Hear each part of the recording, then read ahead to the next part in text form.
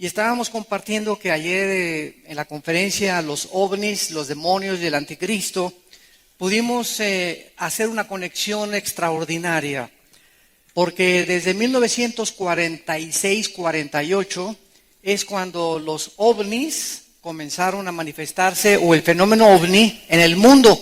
Esto es muy interesante. En 1948 la nación de Israel se independiza el 14 de mayo, como todos ustedes saben, y es el termómetro de Dios. Hay mucho eco en el sonido, muchísimo eco. Y después de que se independiza la nación de Israel, hay una profecía en Mateo 24, 32 al 34 que dice: de la higuera aprended de la parábola. Cuando ya su rama está cerca, sabemos que el verano se acerca. Así también, cuando veáis todas estas cosas, no pasará esta generación sin que todas estas cosas acontezcan.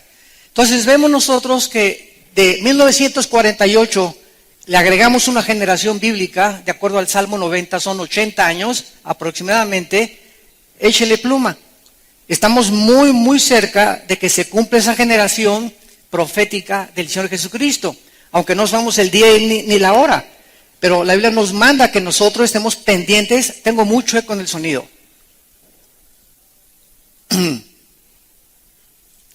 Necesitamos nosotros entender claramente que las señales que nosotros debemos de prestar atención son las que están en la Biblia. Y cuando vemos que en el 48 comienzan los ovnis y que el diablo dice en Apocalipsis 12 que le sabe que le queda muy poco tiempo, entonces es natural, ¿verdad?, que si dentro de los próximos días o meses millones de cristianos vamos a desaparecer, la gente, el mundo científico va a tener que dar una explicación. Se los llevaron los ovnis.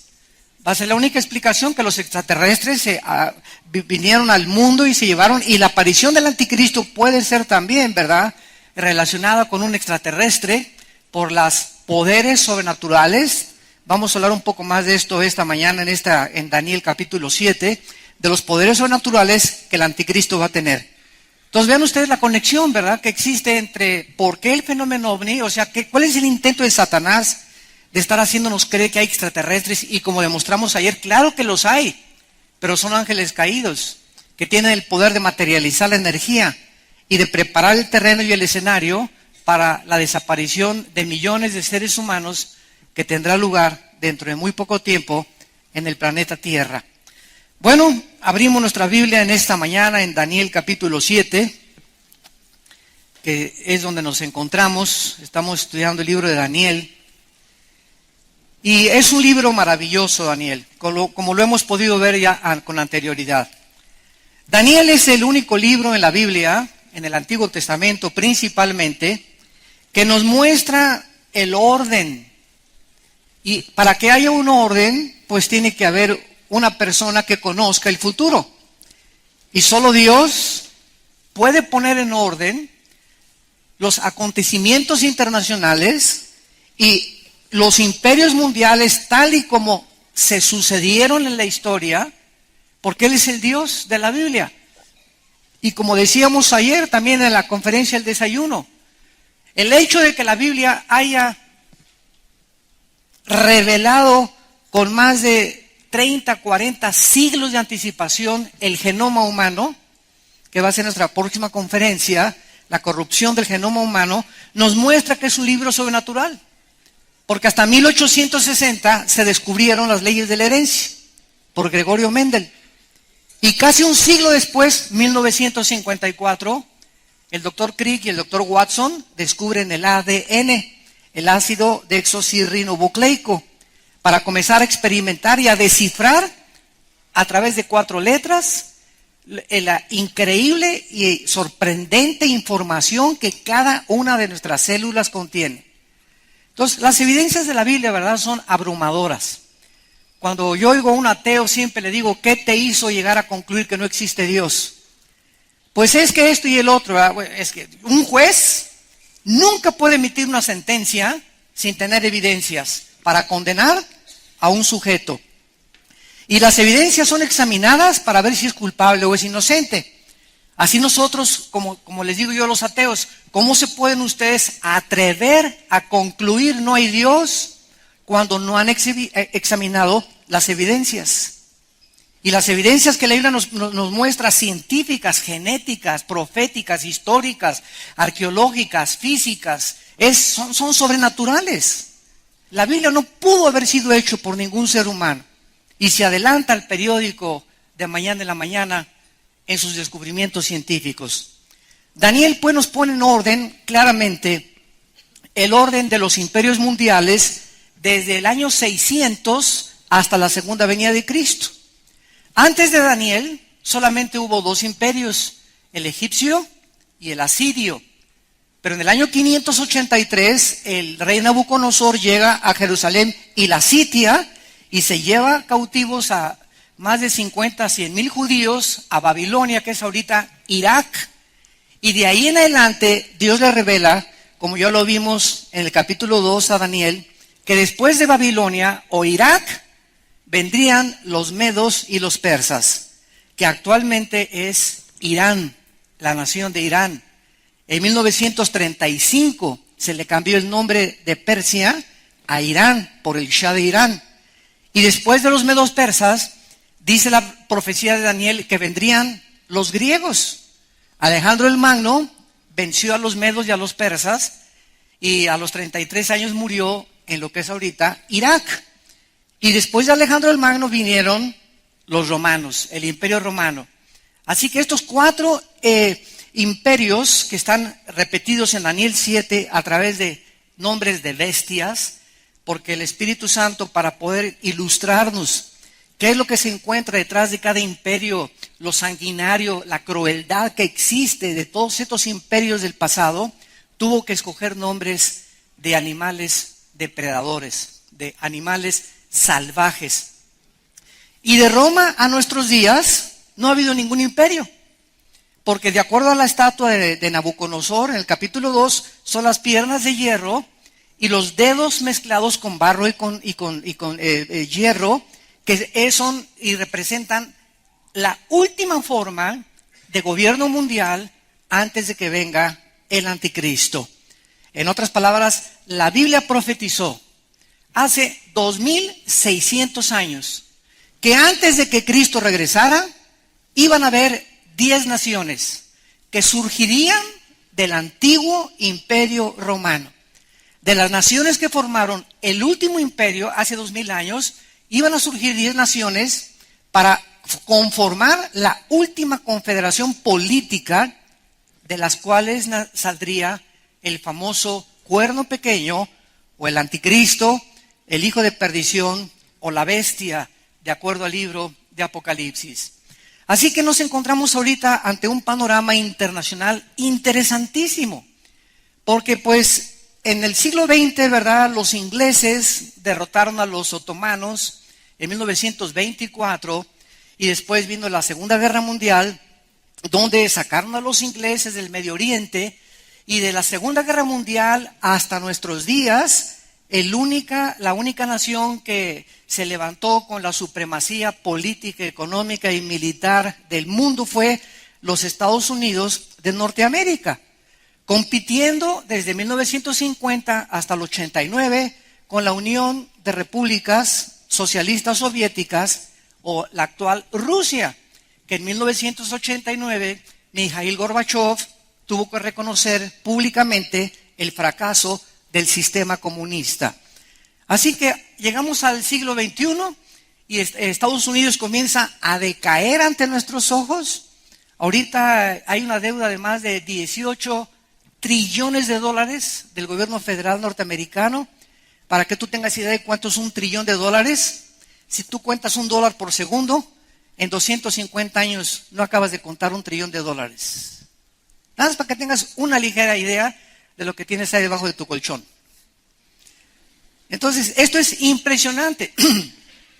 Y entonces ahorita Estados Unidos está decayendo, y sobre todo con este último presidente, ¿verdad?, que actualmente gobierna Estados Unidos. Ahorita la administración del presidente Obama acaba de romper relaciones casi ya con Israel. No quiso recibir al primer ministro Netanyahu en la Cámara de Representantes. Lo tuvo que recibir Bonner, el presidente de la Cámara de Representantes y el Partido Republicano.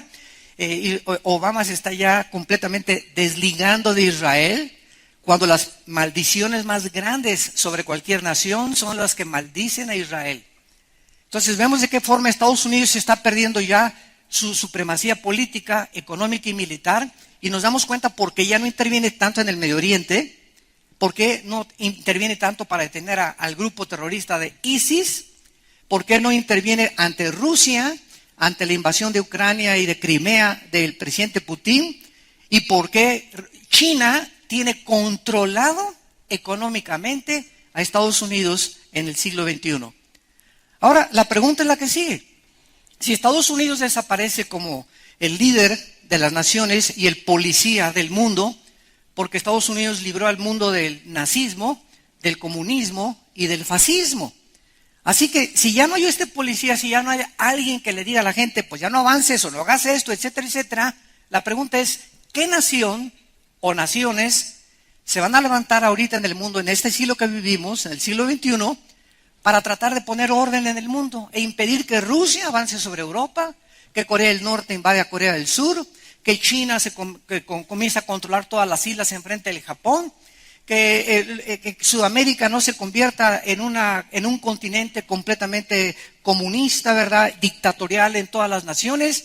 ¿Quién va a poner el orden en este vacío de liderazgo que existe? La Biblia es muy clara y la Biblia profetizó que antes de que Cristo viniera no iba a ser Estados Unidos, ni Rusia, ni Francia, ni Alemania, sino 10 naciones, que se levantarían 5 de Europa y 5 del Medio Oriente, porque el antiguo Imperio Romano se dividió en Europa, Alejandría y Constantinopla en Turquía. Y aquí en el capítulo 7 de Daniel se nos muestra al principio del capítulo una guerra en el espacio donde están combatiendo 4 principados satánicos. Y sobre el mundo que está aquí abajo, en el mundo físico terrenal, estos principados están luchando por la supremacía también del gobierno del mundo aquí abajo en la tierra. Porque todo lo que pasa aquí abajo en la tierra es influenciado por el mundo espiritual invisible que nos rodea. Así que todas las revoluciones, golpes de Estado, grupos terroristas, ataques contra Israel, ataques contra el cristianismo, contra la Biblia, contra nosotros, todo tiene su influencia en el mundo espiritual. Y nosotros que aquí estamos, el pueblo y el ejército de Dios, somos los únicos que podemos luchar para impedir y avanzar el reino de Dios. Y estamos entre nosotros peleándonos, criticándonos, y ahí ya no voy porque me invitó doña Chole muy fea en la iglesia, y porque no entiendo esto y el otro, sin conocer la palabra de Dios, sin presentar defensa, sin ganar las almas, sin estudiar entre semana con un discipulado, ni tomar en serio sistemáticamente la enseñanza de la palabra de Dios. Estamos como un ejército, ¿verdad?, en el desierto, quejándonos como en el Antiguo Testamento, y tengo problemas muy grandes, y ay, hermano, ore por mí, y la hermana Chencha tiene 3 años que me pide que ore por ella, y en 3 años no ha podido superar los problemas que ella tiene. Y es increíble el estado espiritual en que se encuentra actualmente el pueblo de Dios. Y creo que debemos levantar ya nuestros ojos porque nuestra redención se acerca. Y llega el momento, ahorita estamos viviéndolo, en el que se está probando quiénes son del Barcelona y quiénes son del Real Madrid. Quiénes son de las Chivas y quiénes son de la América. Ya no va a haber nadie con una camiseta Águilas, Chivas. O traes la camiseta de un partido o traes la camiseta del otro. Tú no puedes estar de los dos. Tienes que decidirte a quién le vas y en qué equipo quieres vencer. Así que ya no puedes ser pues cristiano a la mitad y cristiano de veras. ¿Eres o no eres? Y ahorita es cuando se va a demostrar en este tiempo donde el Espíritu Santo está probando, refinando a los cristianos y sacando la maldad de las iglesias y manifestando los corazones de los seres humanos. En el capítulo 7 de Daniel, pues, dice el versículo 2 y 3, que Daniel miraba en una visión que tuvo en la noche. Y él relata que vio 4 vientos del cielo. Esta palabra vientos es la palabra hebrea roach, que se pronuncia roaj. La CH en el hebreo se pronuncia como J. Y que es la palabra espíritus. En algunos lados se tradujo vientos, en otros lados se tradujo espíritus. Entonces aquí se tradujo, yo tengo la versión de 1960, se tradujo: vi 4 vientos del cielo combatían en el gran mar. Y el mismo contexto nos impide concluir pues de que eran vientos, ¿verdad? Porque el viento no está peleado con el otro viento. Entonces concluimos lógicamente, ¿verdad? Esta es una de las leyes de la hermenéutica para poder interpretar sanamente las escrituras, ver el contexto. Entonces aquí, de acuerdo a este contexto, concluimos, ¿verdad?, que son 4 espíritus que combaten en el cielo. Número 2, no pueden ser espíritus de seres humanos, porque la Biblia dice que cuando un ser humano se muere, nunca, jamás está vagando en pena, como los fantasmas o como las almas en pena o como las almas de Guanajuato, como dice el dicho en México.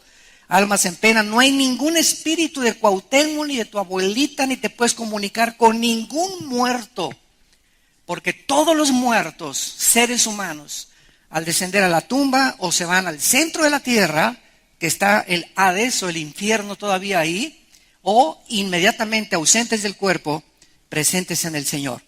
Pero no hay ningún lugar intermedio, ni purgatorio, ni la cárcel preventiva para que puedas después pasar a la grande, ¿verdad? No hay nada de eso. Entonces, los únicos espíritus que están actualmente en acción en el mundo invisible son los espíritus de los ángeles caídos y los ángeles al servicio de Dios y los demonios. Los demonios no son los ángeles caídos, son los soldados rasos, los demonios, los que hacen el trabajo sucio, los que se meten a los animales, los que se meten a los cuerpos humanos.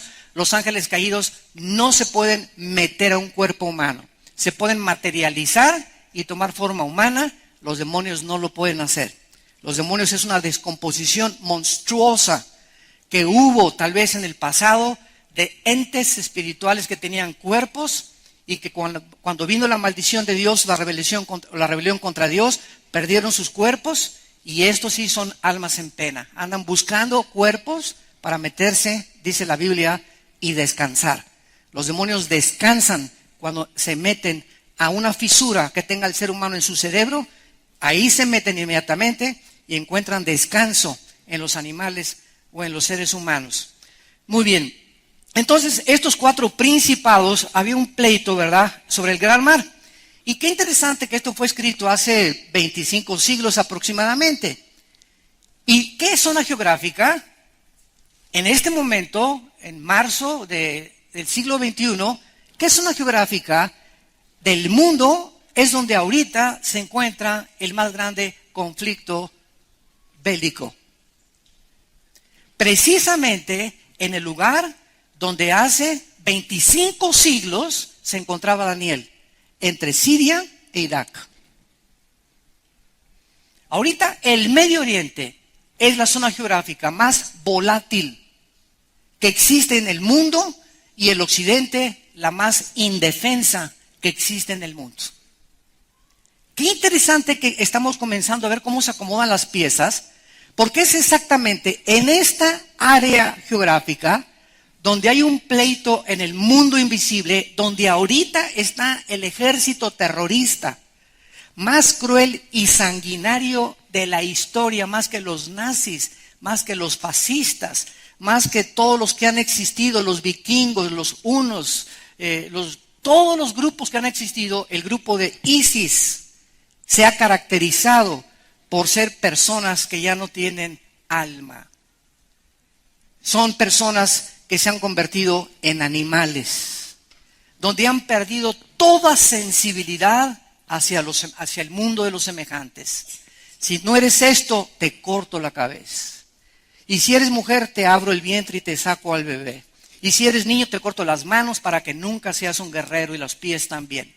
Nunca se había visto ni con Saddam Hussein tanta crueldad como este grupo religioso, fanático, radical, que simplemente si tú no eres suní, musulmán suní, no tienes derecho a seguir viviendo. Entonces, ahorita el mundo está de cabeza tratando de detenerlos porque hace un mes entraron, detrás de todos estos grupos terroristas se encuentra la nación de Irán. No los iraníes ni el pueblo de iraní. No es el pueblo cubano el que tiene la culpa, no es el pueblo venezolano, son los gobiernos. El pueblo siempre sufre las consecuencias. Irán es un pueblo precioso, igual que los cubanos, que los venezolanos, que otras naciones del mundo. Pero los gobiernos dictatoriales que se encuentran manipulando y manejando los cordeles son los que han hecho sufrir al pueblo. Y ahorita en Irán, el ayatollah Rouhani dijo hace una semana, estamos tratando de determinar y de comprobar que los americanos tienen que morir. Y muerte a América, y por otro lado, el presidente Obama está tratando de hacer tratados diplomáticos con Irán, cuando es una nación que está amenazando a los mismos Estados Unidos. Y fue la razón por la cual el primer ministro de Israel vino al Congreso de Estados Unidos a decirles a los senadores, no le crean a Irán, es un trato con la muerte. Son personas que no les puedes creer, son mentirosos, no les crean. Por un lado dicen esto y por otro lado en el Twitter, el ayatollah Rouhani y Khomeini están tuiteando muerte a América y muerte a Israel. Entonces, ¿cómo es posible que puedan hacer un trato diplomático y creer que van a impedir la construcción de la bomba atómica cuando públicamente están demostrando el odio que le tienen a Occidente? Este es el mundo que nos encontramos actualmente, un mundo donde la gente está desorientada, confundida. ¿Qué está pasando? ¿Será melón, será sandía? ¿Será la tarta del otro día? Y los cristianos tampoco, ¿verdad? De las telenovelas y ricas y famosas y el Calimán y preocupados por esto y el otro, sin que nos demos cuenta, ¿verdad? Que cuando nos concentramos en la Biblia y cuando comenzamos a tomar en serio los negocios de Dios, Dios te dice, tú cuida mis negocios y yo me cuido de los tuyos. Tú busca mi reino y yo me ocupo que tú tengas dinero para la escuela de tus hijos, para pagar el hospital, para pagar el seguro, para que tengas un buen coche, para que vivas normalmente, para que nunca andes pidiendo prestado ni mendigando el pan. Tú ocúpate de mi reino, busca mi reino sobre todas las cosas y lo demás, el Dios de la Biblia te lo promete, te lo doy por añadidura. Pero no le creemos a Dios. No, voy a trabajar 3 turnos, dicen muchos. Voy a trabajar 2 turnos para que nos alcance el dinero. Y dice el Salmo, ¿verdad? No es del que mucho trabaja ni el mucho que se esfuerza, sino de aquellos de quienes Dios tiene misericordia. Y de quienes Él ha engrandecido su misericordia sobre los que le temen. Cuando tú eres santo en toda tu manera de vivir, cuando vives tratando de cumplir los mandamientos de Dios, cuando pones a Dios en primer lugar en tu vida, nunca, jamás, nada te hará falta para tu sustento, ni para tus hijos, ni para tus nietos, ni la generación de tus bisnietos. Porque la generación de los justos, Salmo 112, será bendita. Muy bien. Entonces, vemos que esta zona geográfica, de una forma interesante, hace 25 siglos se encontraba en un revoloteo espiritual, porque estaban estas 4 naciones, ¿verdad? Que iban a sucederse la una y la otra, estos imperios mundiales, y es exactamente lo que está sucediendo ahorita en el Medio Oriente. La primera nación, en el versículo 4, se describió como un león. Esto es un repaso rápido, que es Babilonia. La segunda, en el versículo 5, como un oso, que es Irán. La tercera, en el versículo 6, un leopardo, que es Grecia. Y la cuarta, en el versículo 7 y 8, el Espíritu Santo no encontró palabras. No encontró palabras para describir el cuarto imperio mundial, que fue el Imperio Romano, el cual crucificó a Jesucristo. Aunque sabemos que no es el culpable de la crucifixión de Cristo, ¿verdad? Sino que cooperó con el poder religioso de Israel para llevar a la cruz al Hijo de Dios. Y esta cuarta bestia, dice la Biblia en el versículo 8, que mientras Daniel estaba contemplando esta ambición, he aquí otro cuerno pequeño salía de entre ellos. En otras palabras, pongamos mucha atención a esta cosa que se nos revela y que es clave para que en el mundo que nos encontremos No le creas cuando ves el periódico. El príncipe Felipe de España puede ser el anticristo. El Papa puede ser el anticristo. Hasta Obama lo están ya calificando el anticristo. Y que el presidente de Inglaterra o el primer ministro de fulano de tal. No podemos ahorita, bajo ninguna circunstancia, clasificar o catalogar a ningún líder político hasta que se forme la confederación de 5 naciones de Europa y 5 naciones del Medio Oriente.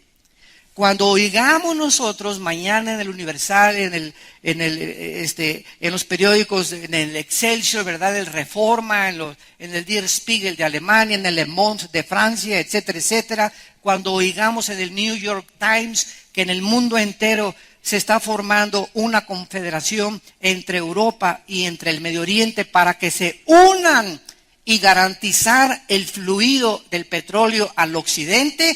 Hasta que estas 10 naciones no se formen, no saldrá el anticristo.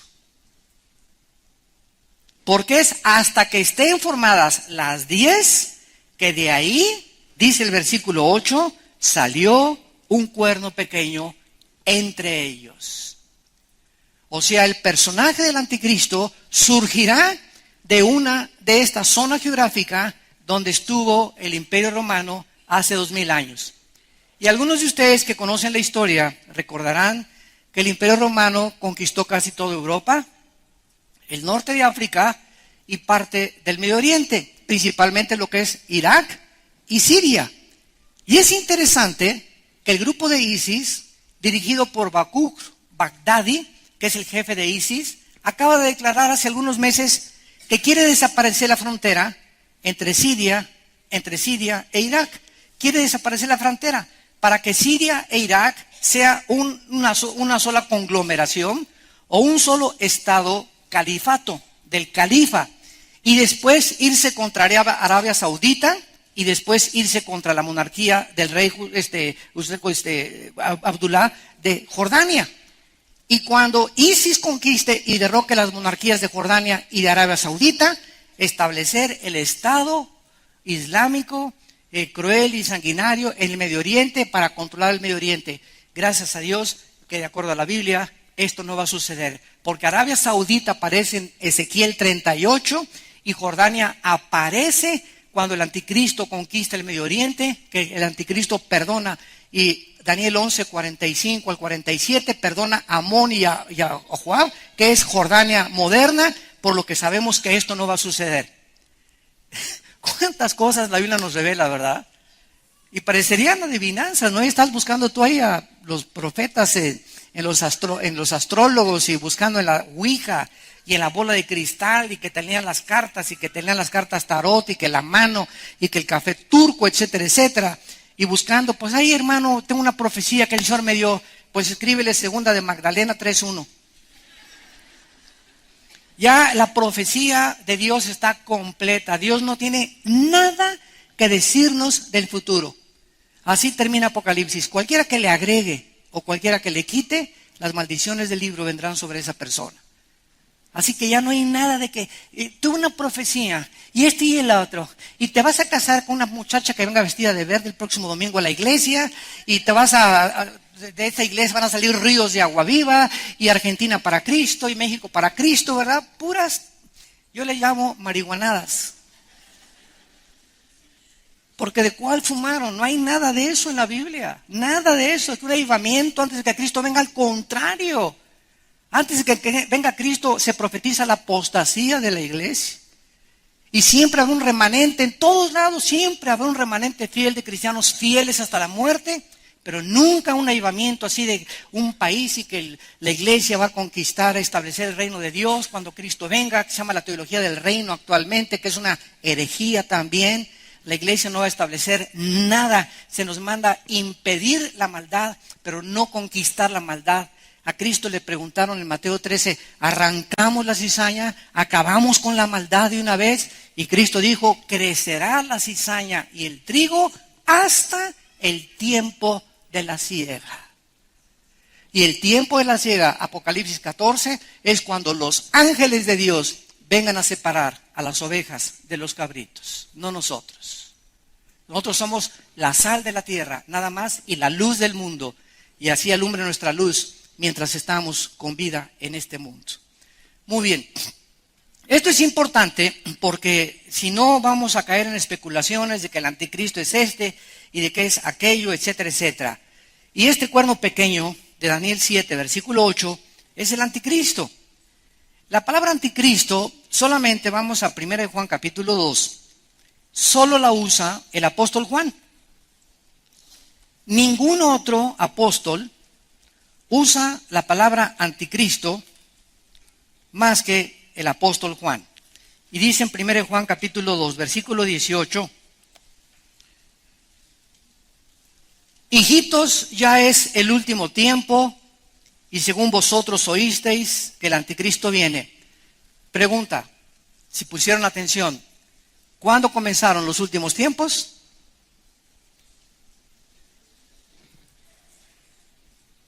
¿Cuándo comenzaron los últimos tiempos? Desde los tiempos de los apóstoles hasta nuestros días. En estos 2000 años de historia se llaman los últimos tiempos. Se llama el último tiempo. La culminación de estos últimos tiempos será la apostasía y la segunda venida de Jesucristo. Entonces, Juan dice, ya es el último tiempo y según vosotros oísteis que el anticristo viene. Así ahora han surgido muchos anticristos, por esto conocemos que es el último tiempo. O sea, cuando surge el verdadero Mesías, Jesucristo, no podían haber surgido anticristos antes que él. Porque la palabra anticristo significa en el lugar del Mesías o en contra del Mesías, apúntalo. Anti significa en el lugar de o en contra de. Entonces, anticristo significa cualquier persona o movimiento u organización o gobierno o familia o nación que esté en contra de las enseñanzas de Cristo o que quiera tomar el lugar del Mesías y erigirse como un Mesías o como un líder religioso. Entonces, este espíritu ya estaba desde los tiempos de Juan. ¿Quiénes eran los que tenían estos? ¿Quiénes poseyeron el espíritu del anticristo en tiempos de Juan? Los césares romanos. Nerón se hizo Dios, Calígula se hizo Dios y mandaron a adorar al pueblo de romano como si ellos fueran dioses, que los adoraban como dioses. O sea, se estaban poniendo en el lugar de Dios. Y este es el espíritu del anticristo, y así vemos a través de estos últimos 2000 años de historia cuántos líderes se han autonombrado dioses. ¿Cuántos líderes religiosos se han autonombrado dioses? Que ellos son los líderes, los que van a Jim Jones en 1978. Era un pastor metodista, ¿verdad? Hijo de Moloch, que con el disfraz de cristiano, que se llevó a 1000 americanos a la Guyana, cerca de Venezuela, y ahí en 1978 los envenenó a todos. Anteriormente comenzó a decir que él era el padre de todos ellos y que las mujeres eran para él y todos los hombres le entregaron sus mujeres a este cuate. Y a los niños les ordenó que le dijeran también el padre, que él era el único papá de ellos. Y sin que se dieran cuenta, los fue cegando hasta que murieron todos en Kool-Aid, echaron veneno al Kool-Aid, porque dijo que venía la guerra del Armagedón y que tenían que morirse antes de que vinieran a destruirlos. Entonces, David Koresh, en Waco, Texas, otro muchacho que ahí cerca de San Antonio, Texas, agarró un edificio inmenso y se comenzó a proclamar Dios también él, y llegaron los federales, los del FBI, y rodearon todo eso, ¿verdad? Y murieron quemados, se incendió todo, matando a los niños y a las mujeres, y muriendo él también quemado. Entonces, vemos así toda la historia marcada de hombres que dicen, el anticristo, este hombre hace poquito, no me acuerdo cómo se llama, que ya se murió, gracias a Dios, ¿verdad? Que se presentaba en los púlpitos y venía una persona y decía, ahora, damas y caballeros, Jesucristo en persona. Se nombraba Jesucristo y tenía su página de internet. Ahorita hay otro movimiento en Estados Unidos muy fuerte que está entrando a Sudamérica, donde dice que el Espíritu Santo es mamá, que es mujer. Que es mujer el Espíritu Santo. Háganme ustedes el favor. Bueno, entonces, ¿Estás en contra de Cristo o a favor de Cristo? Esa es la pregunta en esta mañana. Jesús dijo, el que no recoge conmigo, desparrama. ¿Estás con Cristo? Juntas con Él. Vives como Él vivió y lo sigues a Él. Pero no digas, creo en Cristo y tus acciones demuestran lo contrario porque tienes el espíritu del anticristo. Tan sencillo como eso. Ahora ese espíritu prevalece en el mundo, pero hay un personaje que se va a llamar el anticristo, que es la obra de arte de Satanás, que es el que ya se va a proclamar en el mundo entero Dios, va a prohibir cualquier adoración a cualquier Dios, y él va a mandar marcar a las gentes con el 666. Esto ya será algo político, económico y militar dentro de los próximos años. Entonces dice Cristo, ¿verdad? Así han surgido muchos anticristos, dice Juan, por esto conocemos que es el último tiempo. Y dice el capítulo 4, versículo 3 de Juan también, primera de Juan, y todo espíritu que no confiesa que Jesucristo ha venido en carne, en otras palabras, cualquier grupo u organización o religión que niegue el nacimiento virginal de Jesús, que niegue el nacimiento virginal de Jesús, no es de Dios. Y este es el espíritu del anticristo, el cual ustedes han oído que viene y que ahora ya está en el mundo. O sea, hace 20 siglos, este espíritu ronda por las escuelas, por los gobiernos, por las familias, por los individuos, el espíritu del anticristo, hasta que tenga la culminación y se personifique en una sola persona.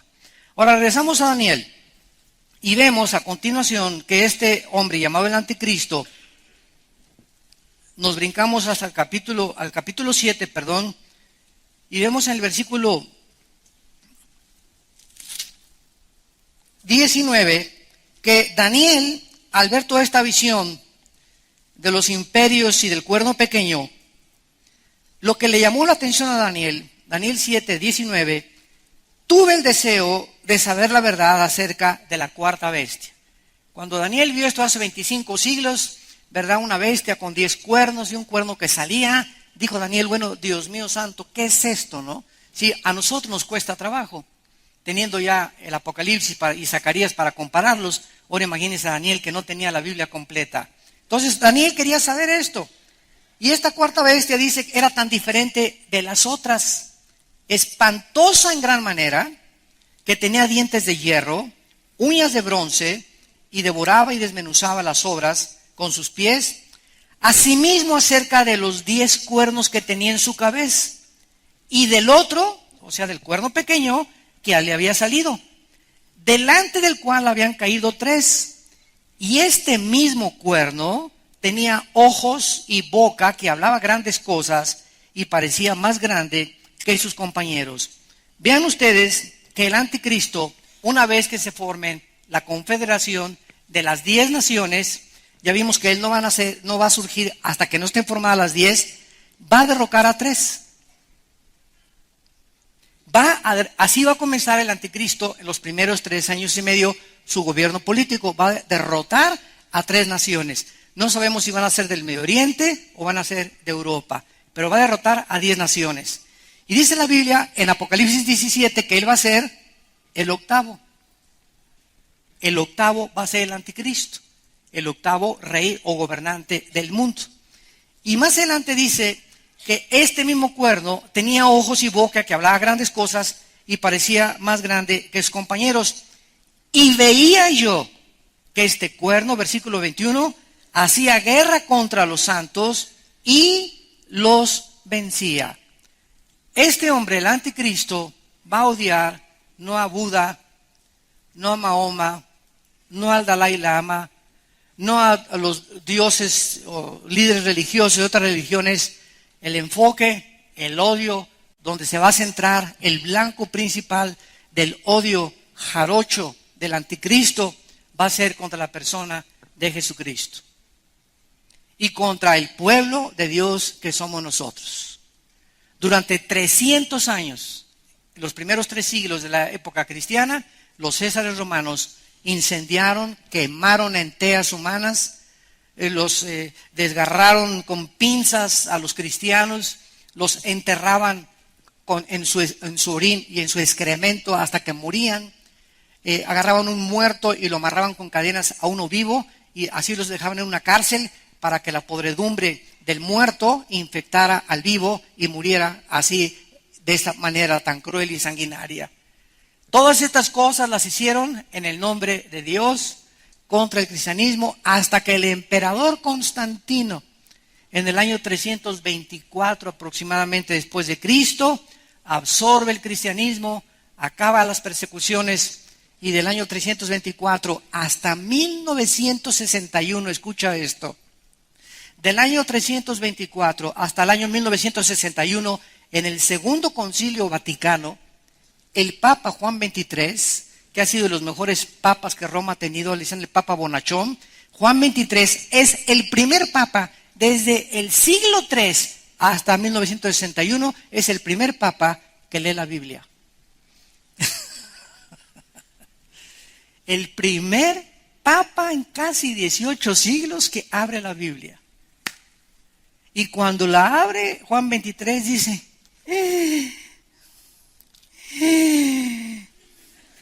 Jesús, María y José y el burrito que los acompañan. Pero ¿qué es esto? ¿Y qué es esto? Y cuando comienza a leer la Biblia, Juan XXIII, lo primero que hace es mandar quitar la misa del latín, que se hable en el lenguaje popular de cada nación. Número 2, manda quitar las imágenes de los santos de las iglesias. Y claro que todavía hay muchas iglesias muy tradicionales que siguen teniendo sus imágenes, pero casi ya en ninguna iglesia católica hay imágenes de santos ya. El Papa Juan XXIII comienza y permite por primera vez que el pueblo lea la Biblia sin el permiso ni la supervisión de los obispos. Yo todavía recuerdo, en la casa de ustedes, yo estaba chico y teníamos un piano y había una Biblia así en el piano, con su estante aquí recargada, con un candado. Yo recuerdo, me levantaba a las 11, 12 de la noche y le hacía así, quería ver y tenía fotos, me acuerdo de Noé en el diluvio y veía así las cosas y era como un tabú, ¿verdad? Algo místico, algo oculto.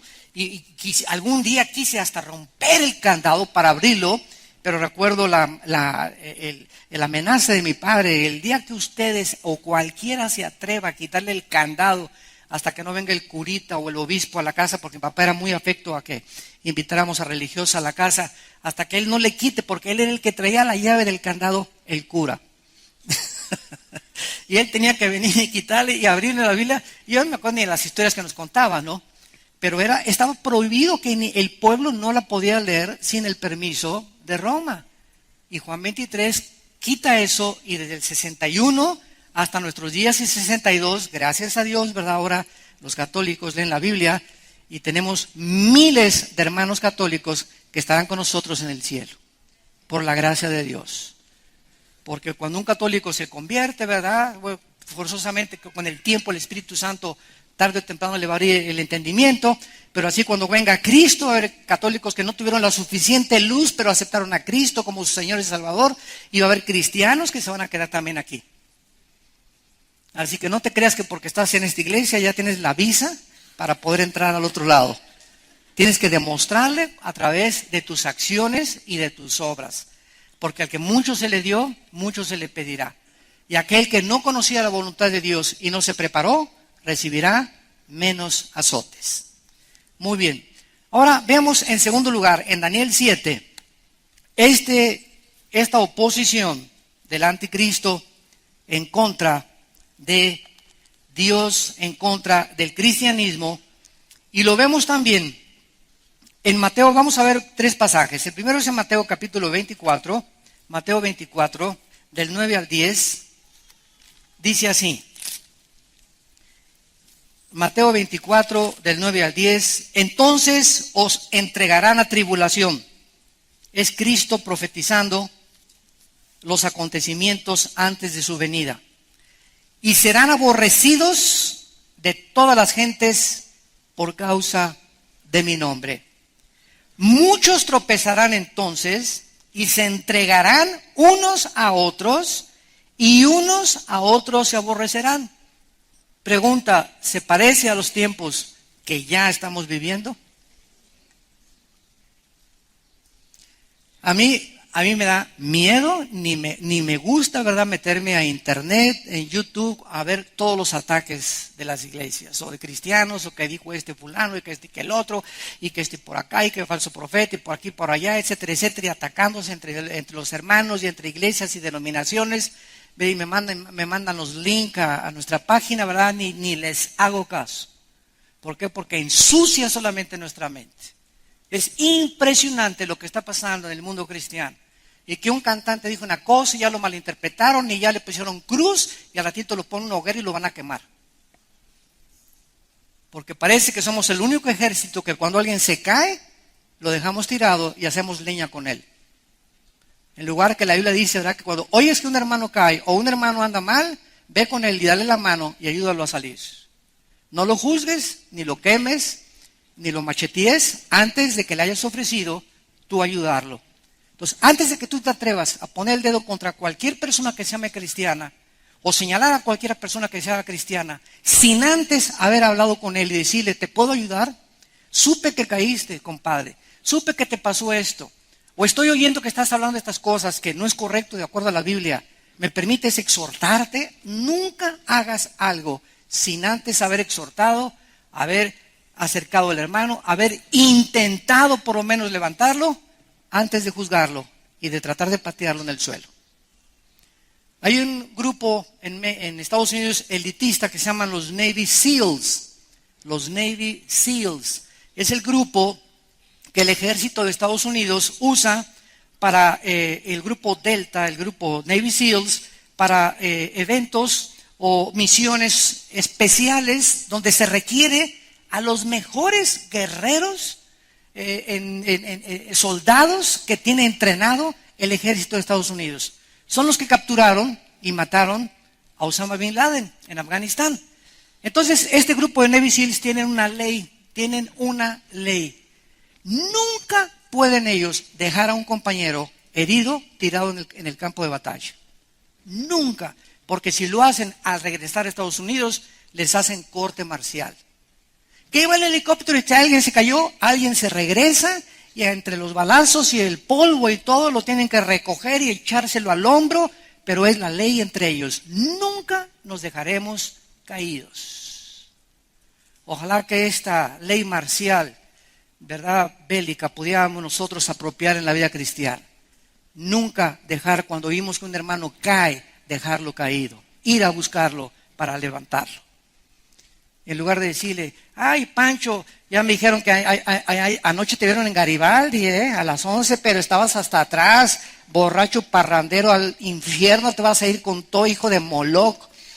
Ni te pares en la iglesia, no mereces ni llamarte cristiano. Cuando estás haciendo todas esas cosas, hay 3 dedos que te apuntan hacia ti. Hay 3 dedos que te apuntan hacia ti. Como dicen Gálatas, cuando se ha sorprendido a algún hermano una falta, trata de con humildad y mansedumbre restaurarlo, sabiendo que a lo mejor tú también puedes. A lo mejor no has caído en eso que cayó Juan en Garibaldi anoche, pero a lo mejor tú no sabes algún día que puedes caer en alguna otra cosa. Entonces tenemos que tener entre nosotros compasión, misericordia. Saber que Dios no ha acabado con ninguno de nosotros. Y todos cometemos errores y todos tenemos problemas. Y cuando alguien se porta demasiado mal, Dios se lo ejecuta. Esos no se escapan. Estos brothers no se escapan. Dios les da, pero les da duro. Pero nosotros no somos jueces. Podemos denunciar públicamente. Yo hay un hermano que dijo que éramos dioses y que Jehová Dios, que éramos Jehová Junior. Lo oí en la televisión. Y cuando yo oigo que una herejía se predica públicamente, yo tengo la obligación, sin juzgar al hermano ni sus motivos tampoco, simplemente decir, lo que esa persona dice no es bíblico. ¿Por qué? Porque ha infectado a millones de personas y hay que quitar y echar desinfectante para combatir esa infección. Pero no atacar a la persona, porque somos criados a la imagen y semejanza de Dios. La persona Dios se encarga de ella. Nosotros defendamos la integridad de la palabra de Dios, pero amemos a las personas, porque somos creados a la imagen y semejanza de Dios. Yo veo un homosexual y no le digo, te vas a ir al infierno, eres peor que Sodoma y Gomorra, etcétera, etcétera. Hay que amarlos, ¿verdad? Hay que amarlos y hablarles y decirles, yo no estoy de acuerdo con el estilo de vida que tú tienes, pero como persona te tengo que amar. Y cuenta conmigo, si te puedo ayudar te ayudo, ¿verdad? Pero no estoy de acuerdo con la forma en la que tú estás viviendo porque es desagradable ante los ojos de Dios. Y lo podemos denunciar públicamente que la homosexualidad es un pecado muy grave delante de Dios. Pero a las personas no las odiamos, entendamos los santos de Dios. Entendámoslo, no los podemos odiar a nadie, ni maldecir a nadie jamás. Fuimos nacidos para bendecir, no para maldecir. Que si Dios quiere maldecir, que lo haga Él, pero no nosotros, ni los ángeles se atreven a maldecir a las potestades superiores. Dice 2 de Pedro capítulo 2. Y dice en el libro de 2 de Tesalonicenses capítulo 2, 2 de Tesalonicenses, en penúltimo lugar, el anticristo no solamente desatará la persecución más grande, y ya lo está haciendo, porque hay hermanos que se han convertido en verdugos de los demás. Hay hermanos que ahorita se dedican, tienen el ministerio de la supervisión, el ministerio de supervisión, ¿verdad?, de los demás. De estar buscando, como dice por ahí un expresidente, el prietito en el arroz.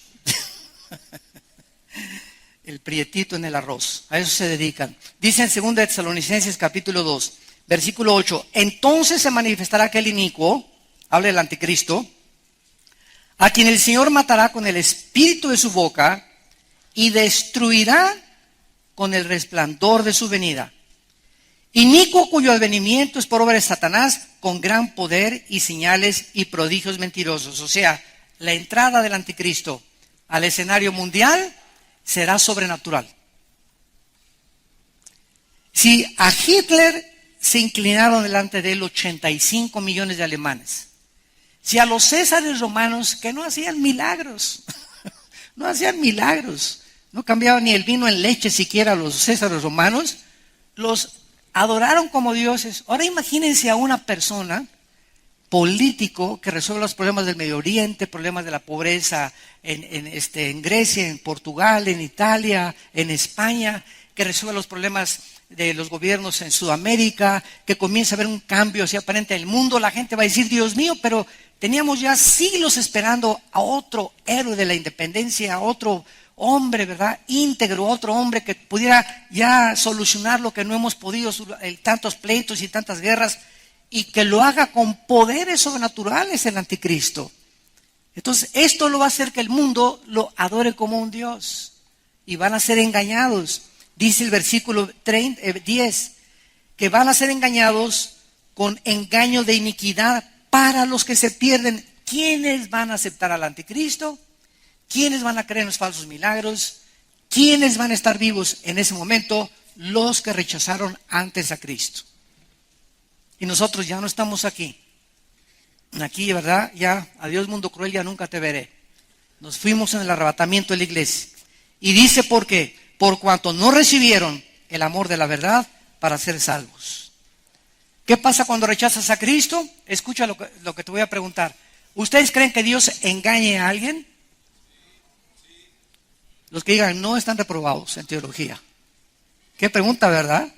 ¿Ustedes creen que Dios engaña a alguien? La pregunta es sí. ¿Dónde dice? Ahí dice. Versículo 11. Por esto Dios, no el diablo, vean ustedes lo que dice la Biblia, que a las personas que rechazan la verdad, Dios se encarga después de engañarte para que te vayas todavía mucho más lejos de la verdad. Dios les envía un poder, una energía engañosa para que crean la mentira. A fin de que sean condenados todos los que no creyeron a la verdad, sino que se complacieron en la injusticia. La tragedia más grande de una persona que rechace a Cristo y a la verdad es que esa persona va a ser abandonada por Dios. Y va a llegar un momento en el que cuando tú quieras arrepentirte o cuando tú quieras creer la verdad, no lo vas a poder hacer. ¿Por qué? Porque ya cuando llega ese momento, como el faraón de Egipto. El faraón de Egipto decidió: no te dejo salir, Moisés, no te dejo salir, Moisés, no te dejo Moisés salir. Solo Dios sabe cuando alguien ha llegado al límite de la paciencia de Dios. Y cuando alguien llega a ese límite, Dios le dijo a Faraón: ahora yo, Faraón, te voy a endurecer. Y Dios endureció a Faraón a propósito para hacer sus milagros y su gloria y mandar las plagas y glorificar su nombre. Usó la maldad de ese hombre para traer gloria a su pueblo. Cristo permitió que el diablo cometiera suicidio en la cruz. El diablo se suicidó al matar a Cristo, porque si el diablo hubiera sabido lo que hubiera pasado a los 3 días, no le hubiera tratado de quitar la vida a través de Judas. Pero vemos de qué forma la maldad se autodestruye a sí misma. Y el diablo cometió, el mal fue suicidado en la cruz, porque fue vencido él mismo con el propio mal. Oh, sabiduría de los caminos y del conocimiento de Dios. Cuán profunda es la manera en la que Dios piensa y cuán eternamente Dios nos ama. Padre, te damos gracias por tu palabra en esta mañana. Te damos gracias, Señor, por describirnos este panorama en el cual el mundo se encuentra involucrado en este tiempo, al contemplar con nuestros ojos los acontecimientos internacionales a la luz de las Sagradas Escrituras. Jesús dijo: he aquí os lo digo todo, para que cuando suceda se acuerden que se los dije antes, y para que ustedes sean mis testigos que yo soy Dios, que no conozco ningún otro y que nunca te dejaré y nunca te desampararé. Estaré con ustedes hasta el fin del mundo. No se turbe tu corazón ni tengas miedo de nada, de nada. En la casa de mi Padre hay muchas moradas. Voy a prepararles un lugar para que donde yo esté, tú estés conmigo muy pronto. Y si viniere y os tomare tu vida y te llevare conmigo, podrás descansar eternamente y saber que valió la pena haber creído en el nombre del Hijo de Dios. Te damos gracias por este amor tan inmenso y eterno, Señor, y porque tú eres nuestra luz, nuestra salvación y nuestra fortaleza, de quien hemos de temer.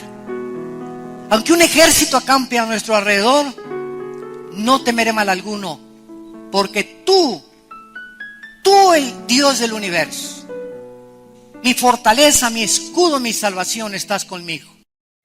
Nunca me dejarás ni me desampararás. Si tú en esta mañana, o ustedes que nos ven a través de la televisión, hay alguien que quiere invitar a Cristo a su vida por primera vez, hazlo con estas palabras.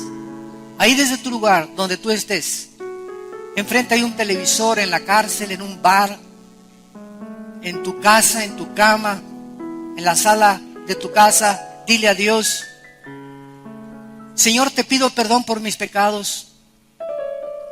Creo que en la cruz Cristo pagó con su sangre por ellos. Creo que a los 3 días lo levantaste de entre los muertos. Y por ello te pido, Jesús, porque creo que vives, que entres a mi corazón como mi Señor y Salvador.